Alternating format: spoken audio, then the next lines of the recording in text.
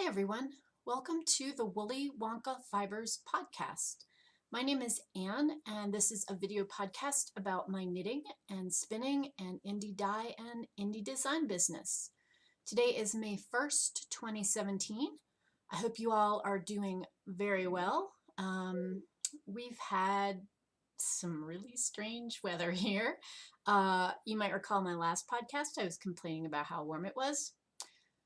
Yeah, so Friday we got a couple of inches of snow here, and then yesterday, day before yesterday, Saturday, um, it snowed pretty much all day.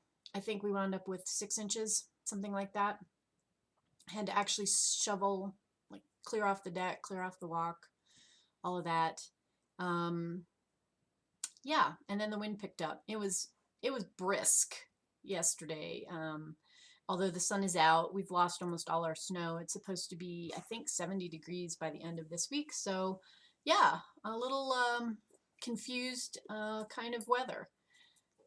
But anyway, I am doing well. I had a quick visit to my parents on the East Coast. They actually had not great weather while I was there. It was rainy all the days except one. Kathleen Dames and I, who my cohort in the Knit Filament magazine world, we attempted to do a photo shoot, which we did do, but it it was not nice. It was rainy out. I think it was in the low 50s, upper 40s. We were on the water because we were shooting at a lighthouse, and yeah, I, I was happy I was not the person who was having to, smile and model clothes because it was nasty weather.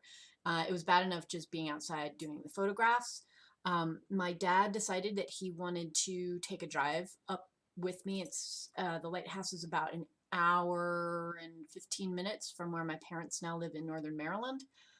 And so, he drove with me and we had a nice time to visit, which was great. And he was a trooper. I mean, he wore his heavy raincoat with the liner zipped in and a wool sailor type cap. And he kept trying to hold this golf sized umbrella over myself and Kathleen and be out of the way. And my dad's a good egg. I appreciated so much that he wanted to try to help us, but dang, it wasn't nice. So we did manage to get it done. I didn't love the pictures, but they came out okay, and I think you can see everything all right. Don't chew that. Sorry, talking to the dog who's gotten interested in things laying on the floor, and she's got to lay right on an electrical cord. Lizzie, our Lizzie. Anyway, a little note, the Albuquerque Fiber Fiesta is coming up in the short term. It will be the 19th, 20th, and 21st of May, which is about 2.5, 3 weeks. Last week, 2 days after I got home, leave it. Sorry, if she keeps fussing with that, I'm going to put her in her kennel.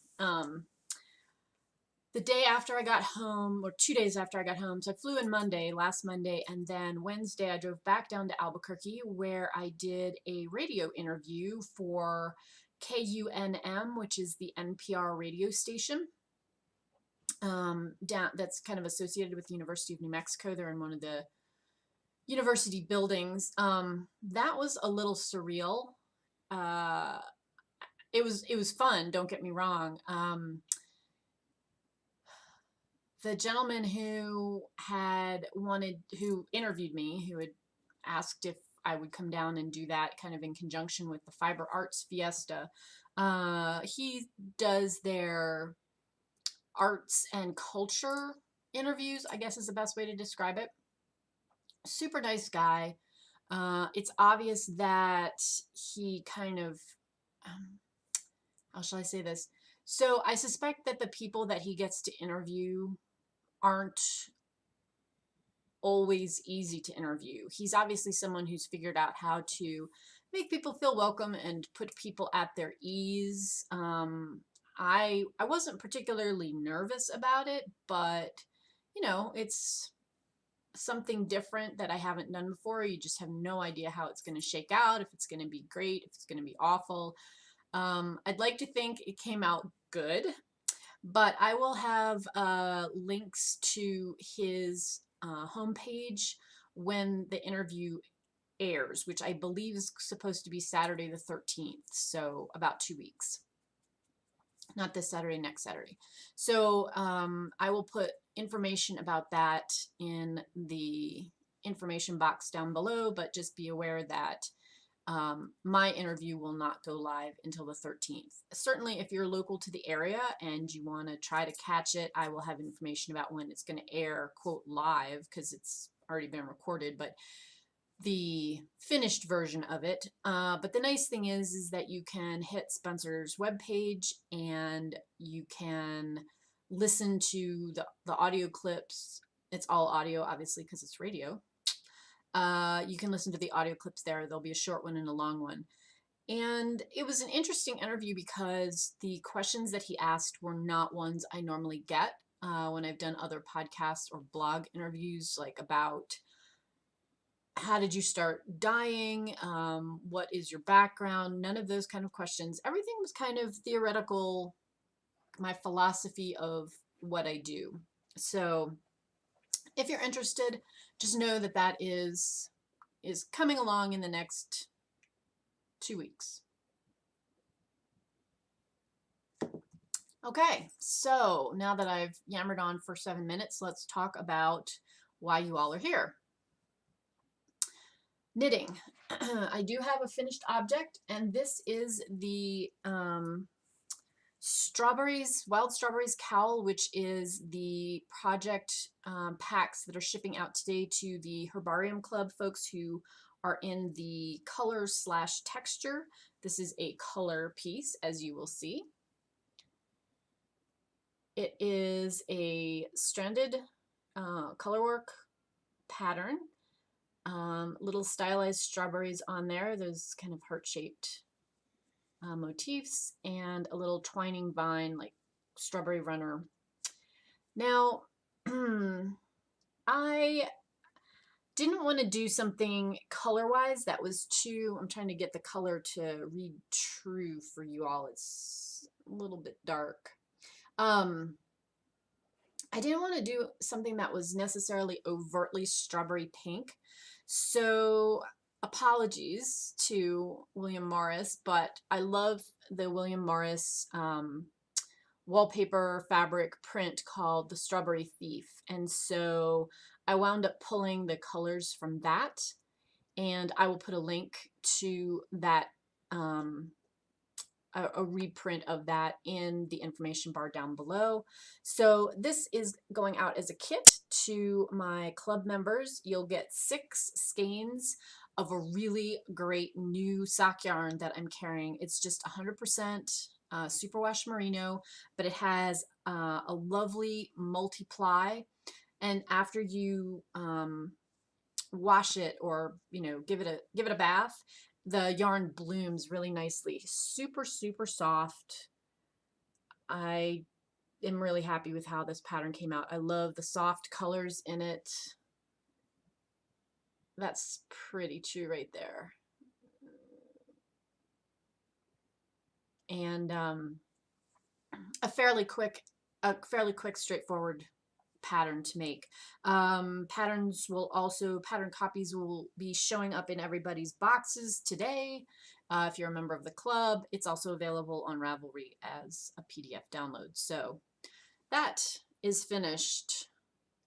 Now, I also finished, while I was traveling to my folks, the little hat that I'm working on for the Yarn Guys and the Halos of Hope project that they're going to be doing for this summer. So the pattern is written, but I want to kick it to technical editing before I officially launch it, do a ta-da. So you'll see that on the next podcast. That'll be ready to rock and roll.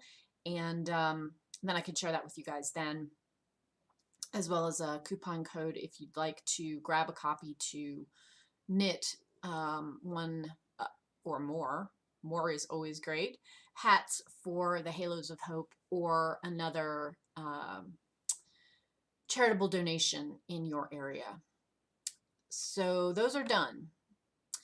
Next up, the things I've been working on. I think I mentioned in my last podcast, I was asked to design the June club kit for Spirit Trail Fiberworks. So I have finished that pattern. Again, that's off to the TE this week. I just have to block the sample and take photos, but the sample is done, the pattern is written.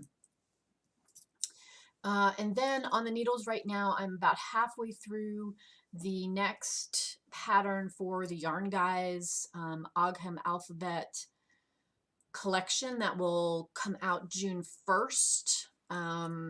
That is a shawl themed after the hawthorn tree, and it's a 2-skein project with some beads on my Nimue socks. So look for that sometime. It probably won't be the next time I record, but I think it's the last weekend in May. Let's see, am I right about that one? Yes, it'll be available, and I'll share it with you guys around the 29th or so of May in preparation for its June 1 launch. So right now, that's basically what I have on the go. That's my focus project to get that finished up, that shawl, the hawthorn shawl. And then I'm going to kind of try to figure out what needs to get slotted in next. Probably some projects for the fall filament. The June Herbarium Lace Club shawl is underway, so more details on that as we get a little closer. Yeah, I think that's about it for right now. Getting off some of the crazy train of like multiple things to get done in a month. If I get it down to 2 or 3, it's sort of a dull roar, and I can manage that. So that's sort of where we are right now. Next up, spinning. I put on the wheel the Under the Cherry Tree Woolly Wonka Fibers Fiber Club Fiber.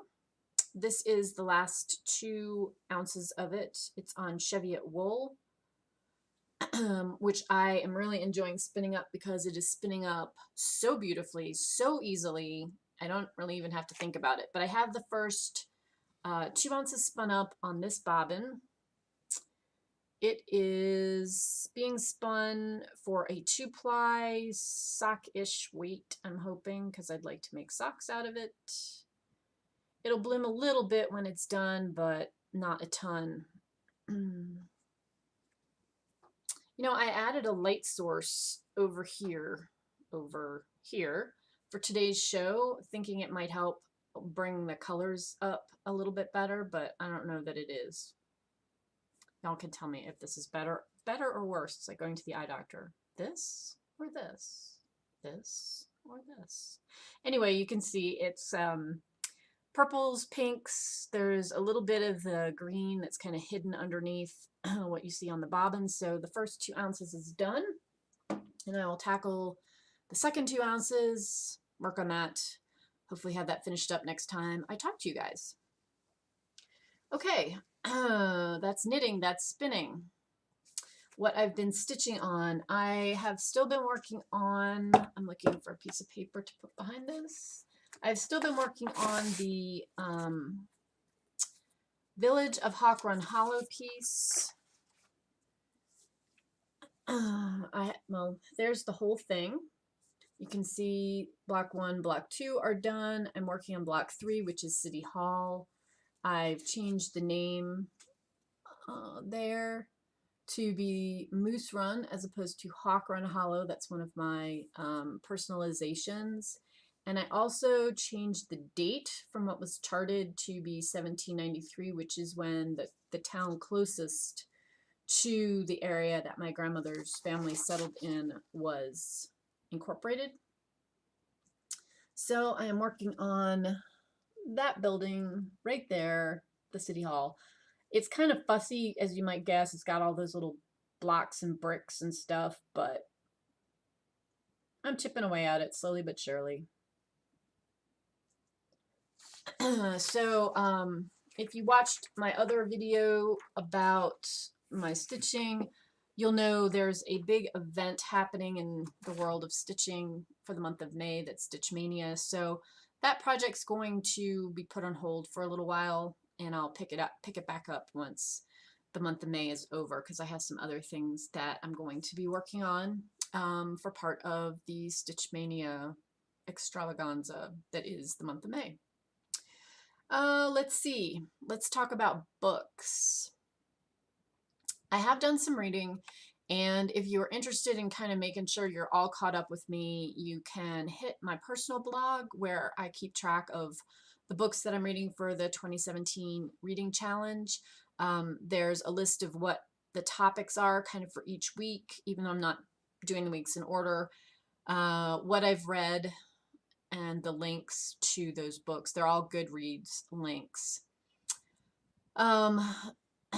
So the two books that I've read this past couple of weeks, the first one was called Valley of the Moon, and I don't know where I missed out on this, and just FYI, I will put the two books, the titles and links to their Goodreads pages down below so you can check them out if you want. So Valley of the Moon, the author is Melanie Gideon, and I completely missed the fact that this was a time travel book. When I picked it up, I thought it was going to be historical fiction, which it kind of is, but it's definitely time travel. And so I don't know if the sort of discord in my brain about the fact that I thought this was just real historical fiction, like 100% historical fiction, and then all of a sudden we're jumping backwards and forwards in time, if that disconnect made me not enjoy this book as much as I might have. I don't know. It was okay. I didn't love it. I thought that the book was going to be about a sort of utopian commune in California, near where Jack London had his ranch, which is called Valley of the Moon. You might recall last year I read Jack London, a biography of him that I really, really liked. I greatly enjoyed it. It was a very interesting book, and I was glad that I had put it on my read list. And so I thought, okay, well, historical fiction, same time period, same location. Let's see how this one goes. There's nothing about Jack London in this book. Not even one sort of passing reference, really, as in terms of fitting into the story. So the basic premise is yes, there's this utopian commune, turn of the century California. This woman starts time jumping in the 1970s back and forth, and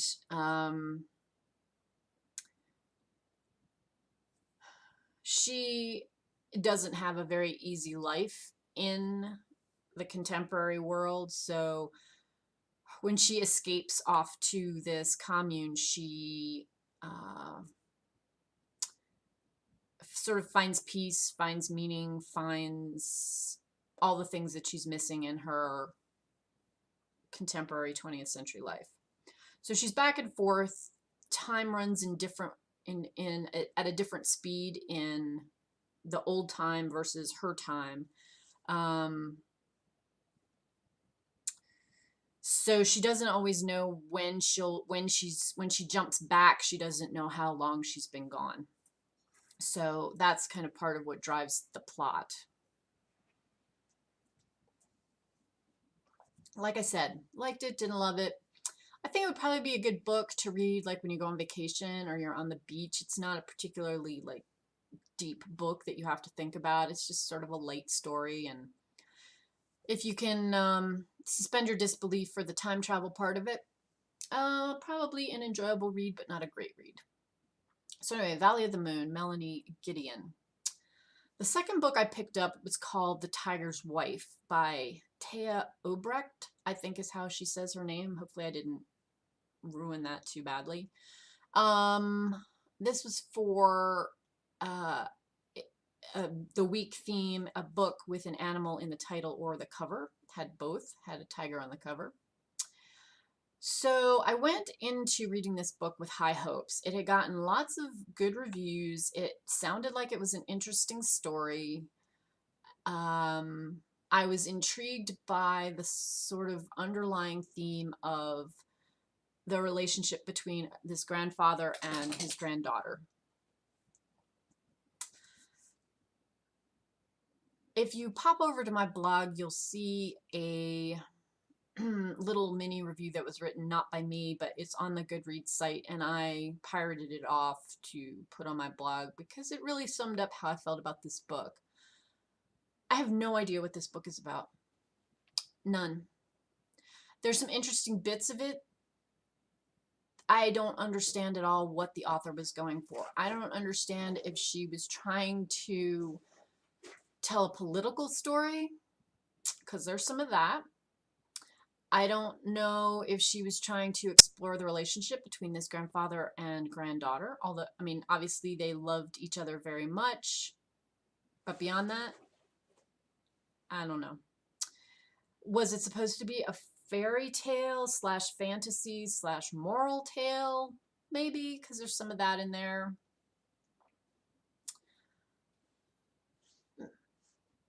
The theme of death runs through this book.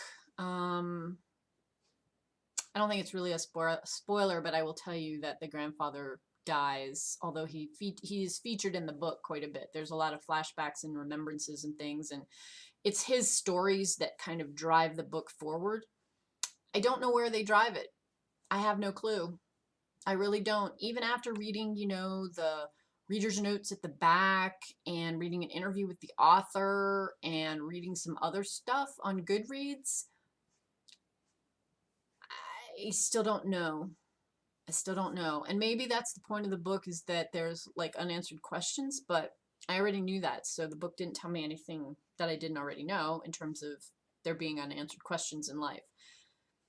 So I can't say that I would recommend this book. I did finish it.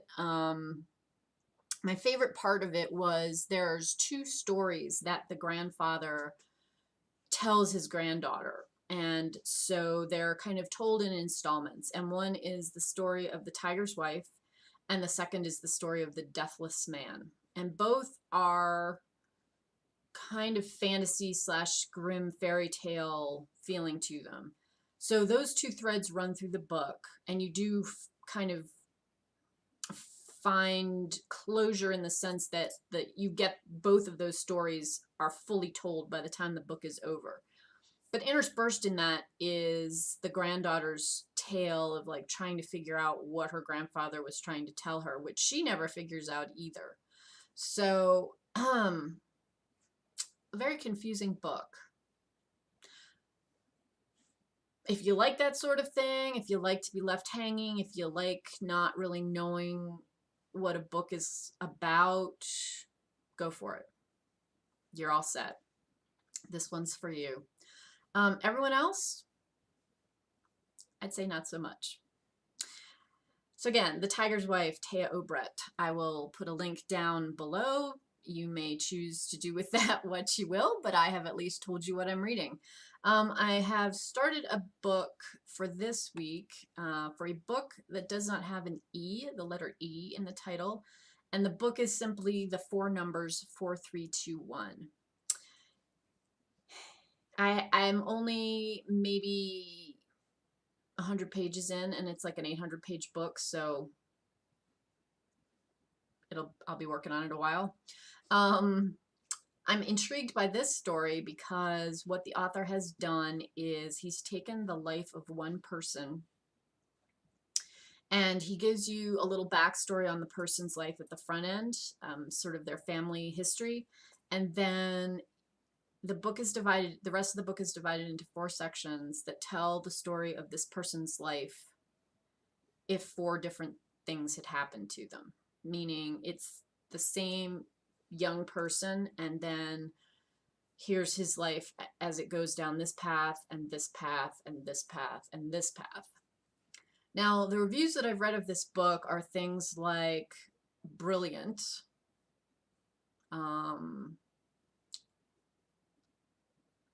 I don't think they use the word earth-shattering, but they're of that hyperbole. So I'm always a little skeptical that a book's going to live up to something that's that great, but but we'll see. If it's as interesting as I hope it will be a wonderful book. If it's not that interesting, it'll be kind of a crash and burn that I've spent a large part of my reading time on, because I think it's 837 pages or something like that. So anyway, that's what I'm currently reading, and that's kind of where things stand right now with my life. If you are new to the podcast, thank you so much for tuning in and spending some time with me. If you are a returning viewer, thank you so much for your continued support, all of your thumbs up and your likes and your comments and your private messages. I really enjoy interacting with all of you and just sharing a little bit of my life here with you guys. So the next time I talk to you, it will be mid-May. I'm going to try to podcast the Monday before I go to the Albuquerque Fiber Fiesta. So new updates then before I take off for that. I think that's all I need to cover today. So until the next time I talk to you guys, have a wonderful couple weeks. I hope you have lots of fun knitting, spinning, crafting time ahead. And I'm looking forward to talking to you guys around the 15th. Take care. Have a good day.